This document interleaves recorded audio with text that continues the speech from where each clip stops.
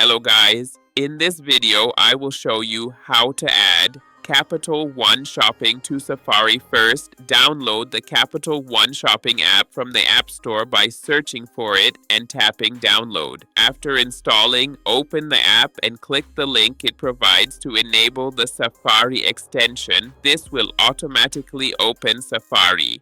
Once Safari is open, tap the AA icon in the address bar, select Manage Extensions, find Capital One Shopping and toggle it on. When prompted, tap Review and then choose Always Allow to activate it. You can now shop through Safari with discounts and rewards automatically applied. If the extension doesn't appear, make sure the app is installed and updated, that you followed the setup link from the app, and that Safari is set as your default browser. Don't forget to like this video, subscribe to our channel, and share it with friends for more useful mobile and tech tips.